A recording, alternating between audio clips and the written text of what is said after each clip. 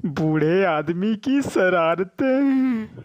ये उस दिन की बात है जब मैं और मेरा छोटा भाई हमारी मॉम की हेल्प करने के लिए उनके साथ लॉन्ड्री गए थे। हमने कपड़े धोने के लिए दे दिया और कपड़े धुलने का इंतजार करने लगे। अरे वो कार फरारी तो नहीं है? देखने से तो वैसी ही लगती है। मुझे क्या पता दीदी। मॉम डैड से कॉल पर बात कर रही थी और हम दोनों अंदर बहुत ज़्यादा बोर हो रहे थे, इसीलिए हमने बाहर जाकर बैठने का सोचा। हमने देखा एक 50 से 60 वर्ष का बूढ़ा आदमी हमारी बगल से गुजरा और सामने खड़ी कार के बोनट पर जाकर बैठ गया। उसका चेहरा देखकर अंदाजा लगाया जा सकता था कि वो कार उसकी नहीं थी। अचानक वो हमें अपनी तीखी नज़रों से घूरने लगा, जिसे देखकर हमने अपनी नजरें नीचे झुका ली। जैसा हमने सोचा था, कार उसकी नहीं थी। कार के अंदर से एक आदमी गुस्से से बड़बड़ाता हुआ निकला। वो लगातार उसके हॉर्न बजाया जा रहा था। इस बुड्ढे ने रोज का ये धंधा मचा रखा है। ये मेरे बेटे की लॉन्ड्री है। अगर यहाँ कपड़ा धुलवाना है तो तमीज से रहना पड़ेगा। मैं जिसकी चाहे उसकी कार के ऊपर बैठूंगा। कोई मुझे कार के ऊपर से भगाएगा तो मैं उसको यहाँ से भगा दूंगा।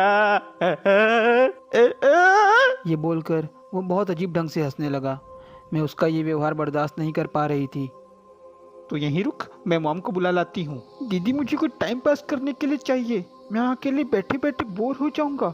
मैंने अपने भाई को गेम खेलने के लिए फ़ोन पकड़ाया और वहाँ से चली गई, क्योंकि मुझे उस आदमी की शक्ल देखकर उल्टी आ रही थी।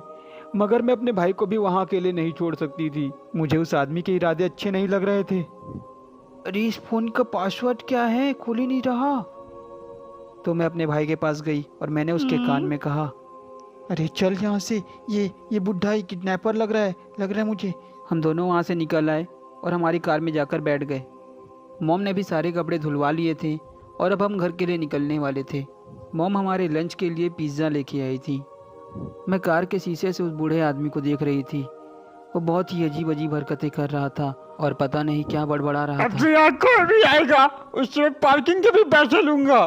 पैसा ही पैसा होगा मेरे पास, बहुत पैसा होगा मेरे पास। मेरा बेटा लॉन्ड्री से कमाएगा, मैं पार्किंग से कमाऊंगा। पैसा ही पैसा होगा मेरे पास। वो इंसान पूरी तरह से पागल हो गया था। अचानक वो मेरे पास आया और उसने मुझे एक कागज का टुकड़ा दिखाया। उसमें लिखा था, पढ़ो इसको। I always like them better when they are scared. See you again soon.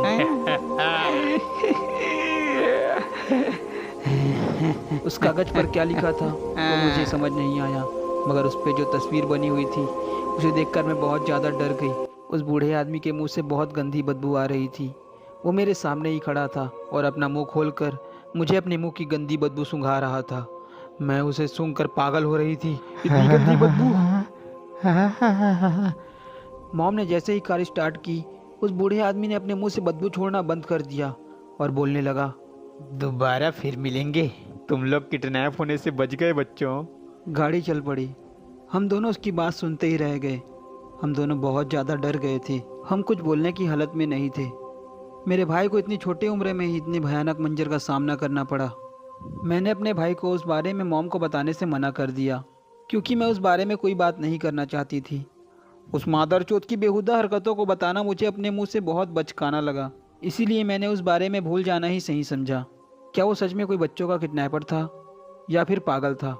ये बात मैं आज तक नहीं समझी। उस दिन के बाद से वो मुझे आज तक नहीं दिखा।